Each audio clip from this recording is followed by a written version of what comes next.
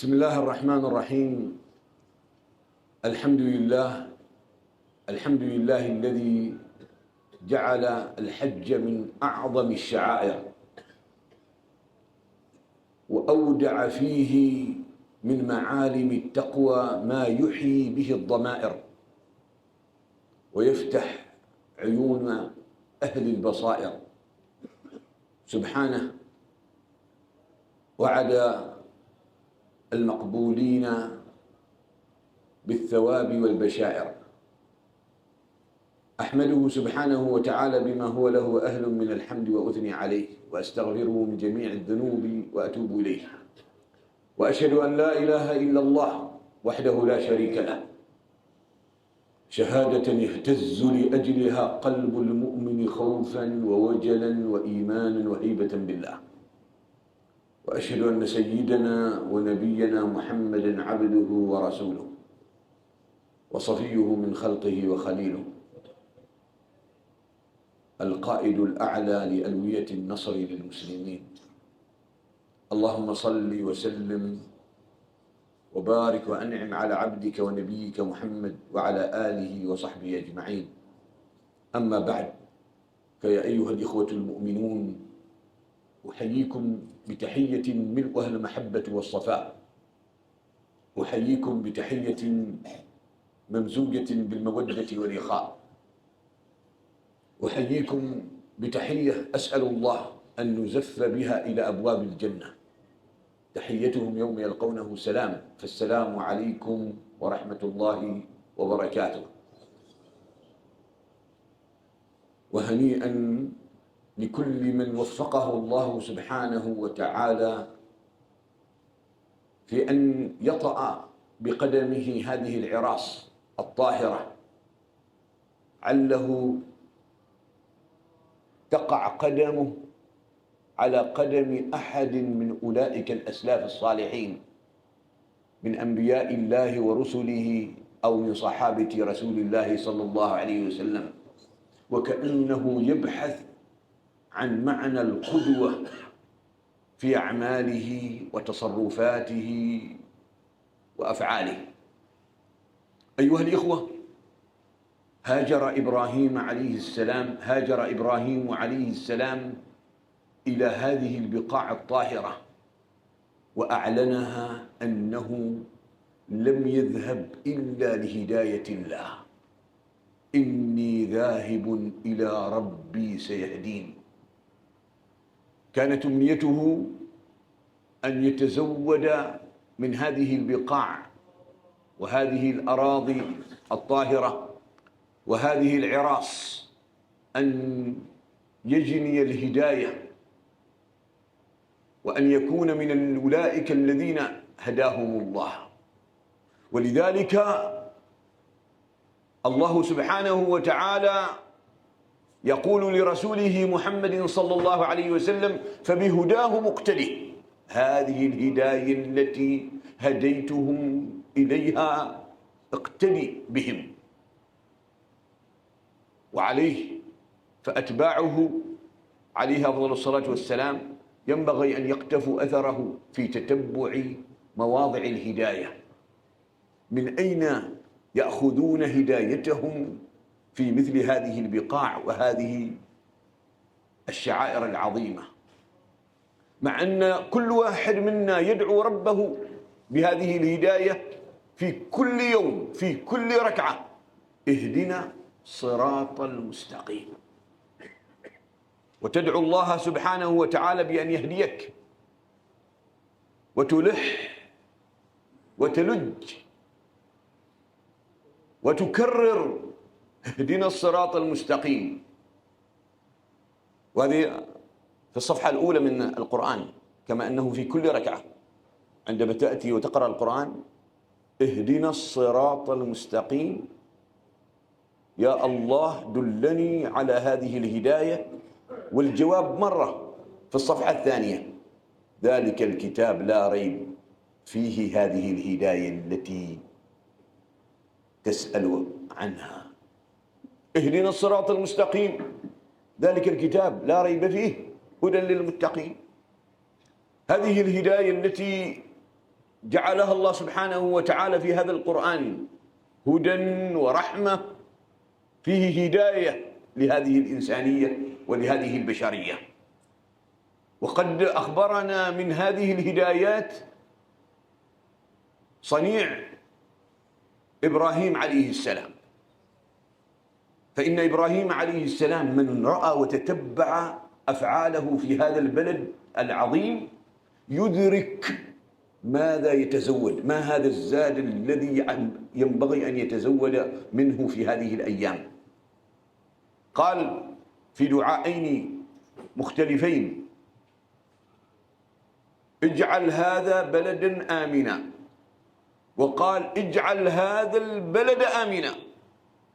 الأول لما جاء في واد غير ذي زرع فرأى لا يوجد لا حياة لا إنسان، لا توجد معالم الحضارة في هذه البلد، قال اللهم اجعل هذا بلدا، اجعله بلدا يأوي الناس وتهوى القلوب والأفئدة، وأهل الصلاح يأتون إلى هذا البلد. فجعل الله سبحانه وتعالى وحقق ذلك لإبراهيم عليه السلام.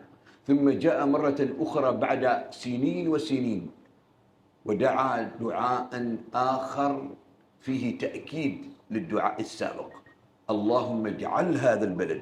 وإذ قال إبراهيم رب اجعل هذا البلد الذي جعلته بلدا الآن اجعله آمنا. وذلك ليعلم هذا الإنسان أن مقتضى هذا الدين أن الإنسان يصل به الأمر أن يكون أمنا وأمانا لكل شيء، يعني ليس أمنا للناس فقط، أمنا حتى على الحيوانات. ولذلك من أضر بحيوان أو حشرة فعليه حكومة وعليه أن يستغفر ربه مما فعل. يعني جاء وشاف سقاطة تمر ما آذتك صار اقتلها، عليه عقوبة. ذبابة جو وكشها واقتلها، عليه، لأن هذا بلد آمن حرم، لا يصح لك أن تتعدى وتتجاوز حدودك، لأجل أن يعلم الناس جميعا أن الإنسان يصل به الأمر أنه يتعايش مع كل شيء إلا ما يؤذيه، وأن هذا الدين يوصل الإنسان إلى الأمن والأمان حتى أن الكل يتعايش معه من حشرات وحيوانات وطيور وإنسان وجن وغيرهم.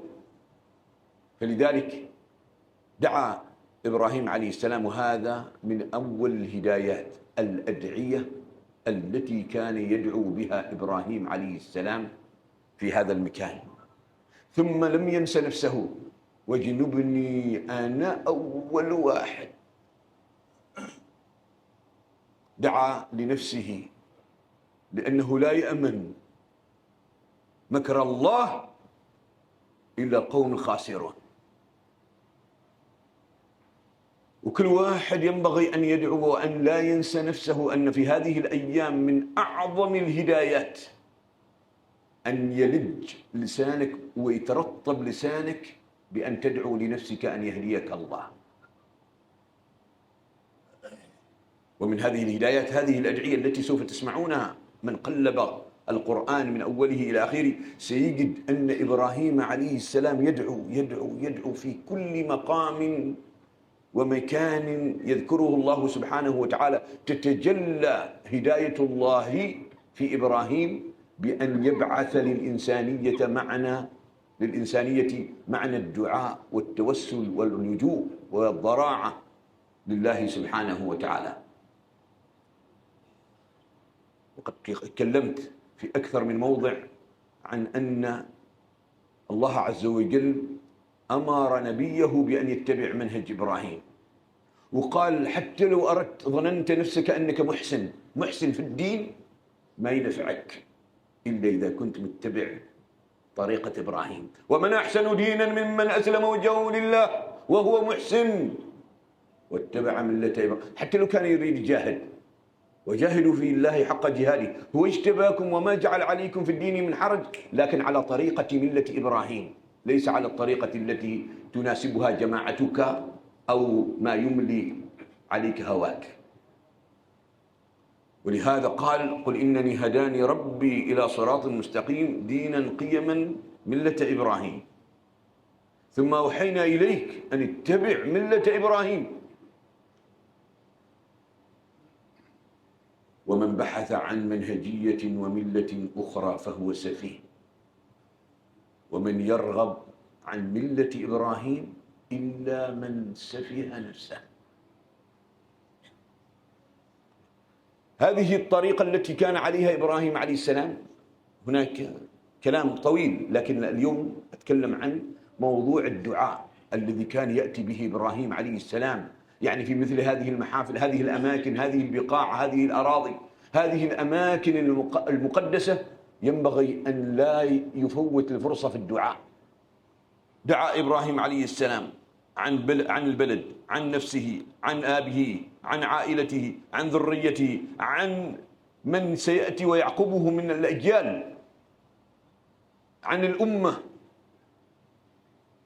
ودعا أيضا أمة مسلمة لك وأرنا مناسكنا وتب علينا، ومن يأتي حتى بعده بقرون وقرون حتى يقول الله سبحانه وتعالى بيان من كلام إبراهيم عليه السلام قال ومن ذريتي قال لا ينال عهد الظالمين. انظروا سيدنا إبراهيم عليه السلام الآن لو وقفنا عند بعض الوقفات في أدعيته، دعاء أجراه الله على لسانه حتى أن من بعده من ذريته إذ بهم يأتون بنفس الدعاء رب هب لي حكما وألحقني بالصالحين واجعل لي لسان صدق في الآخرين. دعاء سيدنا إبراهيم رب هب لي من الصالحين سورة الصافات، رب هب لي حكما وألحقني بالصالحين الشعراء، وإذ بعقبه ومن جاء بعده ذرية بعد ذرية ألهمهم الله نفس الدعاء. وها هو يوسف عليه السلام يقول ربي توفني مسلما وألحقني بالصالحين ممن دعا به أبي إبراهيم عليه السلام. فما هو الدعاء الذي خصك الله به في هذه الأيام ترجو أن يسمع من ذريتك هذا الدعاء، ثم من يأتي من بعدك من ذريتك إذ بهم يجري الله في لسانه الدعاء الذي أتيت به هنا في مثل هذا المقام. يعني ما هي الأدعية؟ صاروا قاعدين حفظوا، وممكن حد ما يحفظ قل له تعال ادعو قال ما أحفظ، يعني حتى باب السؤال مغلوق عليه، ما يعرف يدعو، ما يعرف يسأل ربه، ما يعرف يدعو. هذه فرصة.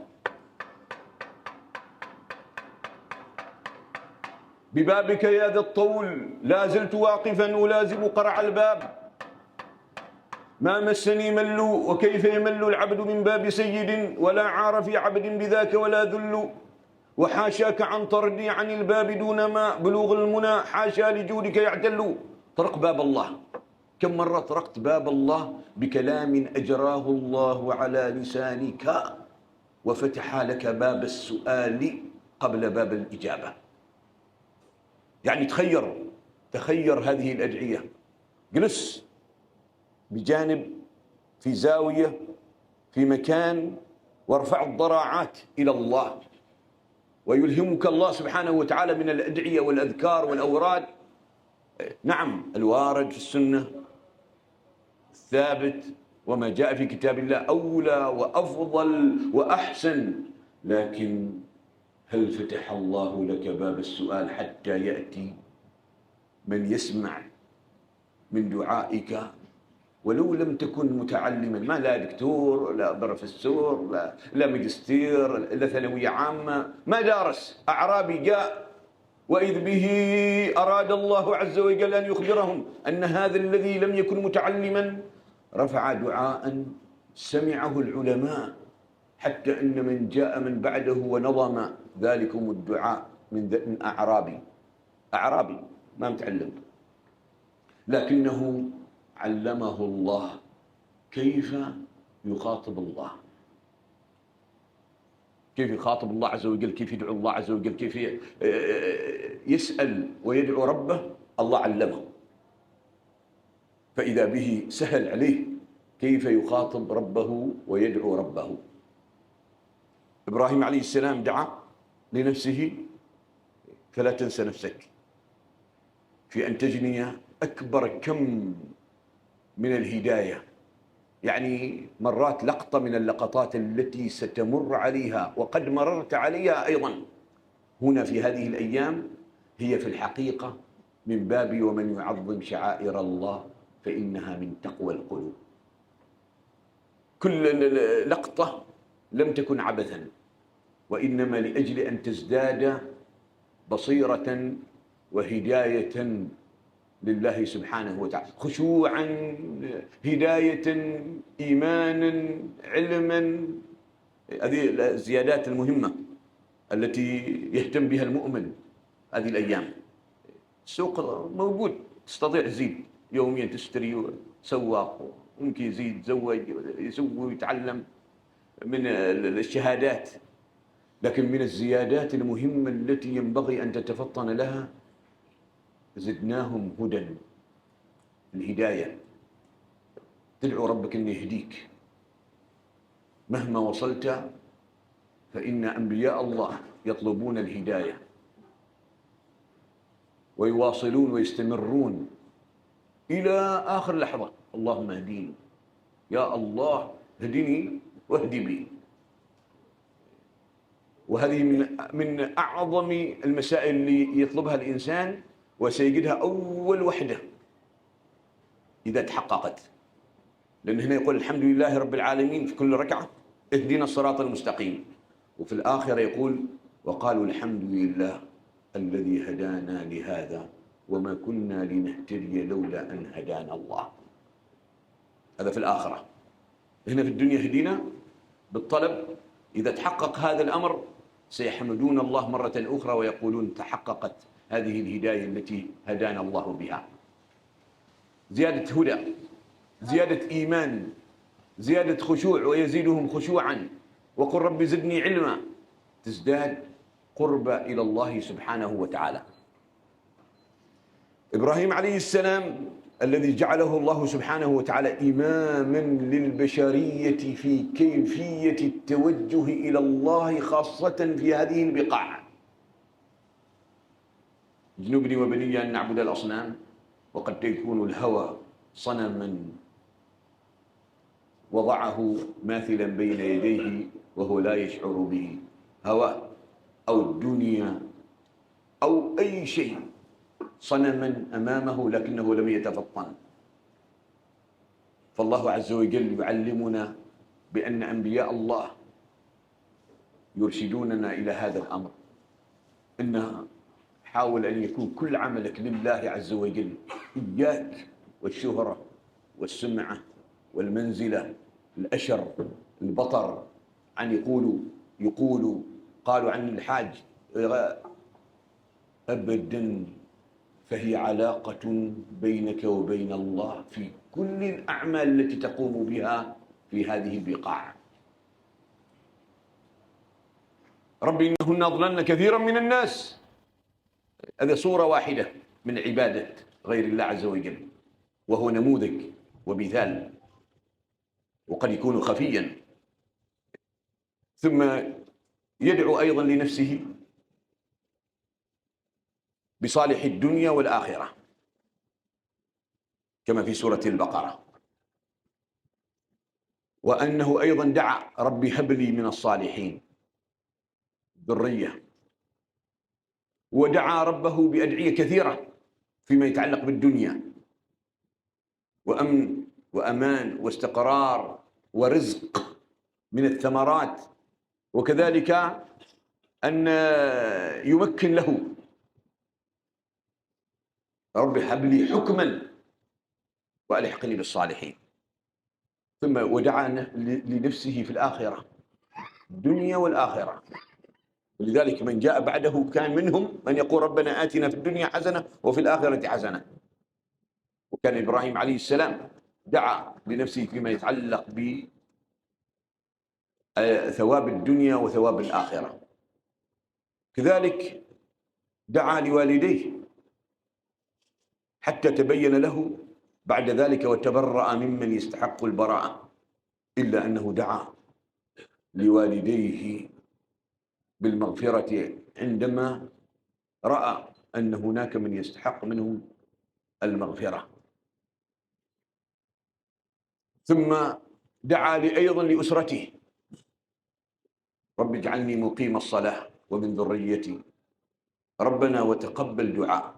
مهما وصل العمل، يعني شفتوا سيدنا إبراهيم من الصبح إلى انتو كم عدد اللي طافوا من الصبح إلى الآن بطافوا حول الكعبة؟ من أمس إلى اليوم، من بداية ذي الحجة إلى اليوم، من يوم رفع إبراهيم القواعد إلى قيام الساعة كل من طاف يدخل في صحيفة إبراهيم. ومع ذلك مات في الشر مدح، وقال صاني أدخلها الجنة غصبا عنك ورغم أنف أبيك والجبل. قال ربنا تقبل منا إنك سميع الدعاء، ربنا تقبل منا إنك أنت السميع العليم. يا الله تقبل مني هذا الدعاء، هذه العبادة. ويستقلها هو ولم يستكثرها، ولا تمنن تستكثر في عبادتك وطاعتك لله.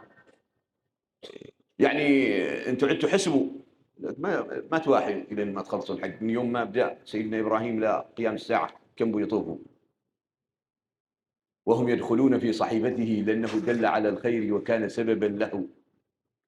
ومع ذلك ينبغي للمسلم ان يحرص كل الحرص في ان يفر الى الله بجناح الرجاء وجناح الخوف منه سبحانه وتعالى. إبراهيم عليه السلام يعني عندما كان يدعو الله سبحانه وتعالى، أخبرنا الله أنه يدعو رغبا ورهبا، ما بين الرغبة والرهبة من الله سبحانه وتعالى. وهذا مهم جدا في دعائك وتوسلك وضراعاتك التي سوف يلهمك الله إياها. لكن هذه الأيام فرصة، إذا ما تعودتها الآن هذه الأيام هذه الساعات إلى أرض عرفات، فرصة كيف تطرق باب الله، لأنه هناك في أرض عرفات تظهر النتيجة، نتيجة من فتح له باب السؤال. ما هي الأدعية؟ ماذا سيلهمك الله؟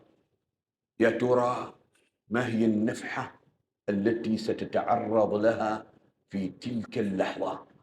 إن لربكم في دهركم نفحات ألا فتعرضوا لها. وستأتي نفحة من النفحات لأوليائه وعباده. فيا ترى عندما يفتح لك ذلك الباب وتفتح لك تلك النفحة التي ستهب عليك، ما هو الدعاء الذي سيلهمك الله إياه؟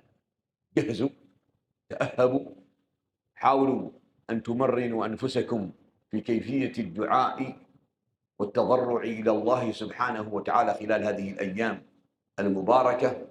وكما قلت قليلا، شوفوا سيدنا إبراهيم عليه السلام النموذج، فبهداه مقتدي، كيف كان يدعو الله سبحانه وتعالى، وما هي الأدعية التي دعا بها ربه، ما هي يعني كيف قسم دعاءه ولم ينسى هنا وهناك فيما يتعلق بضراعته لله سبحانه وتعالى. فأسأل الله سبحانه وتعالى لي ولكم التوفيق والسداد، وأن يزيدنا هدى، وأن يجعل سعينا سعيا مشكورا، وحجنا حجا مقبولا، وأن يلقينا نظرة وسرورا. بارك الله فيكم، وأسأل الله سبحانه وتعالى لي ولكم التوفيق والسداد. وصلى الله على نبينا محمد وعلى آله وصحبه وسلم. والسلام عليكم ورحمة الله وبركاته.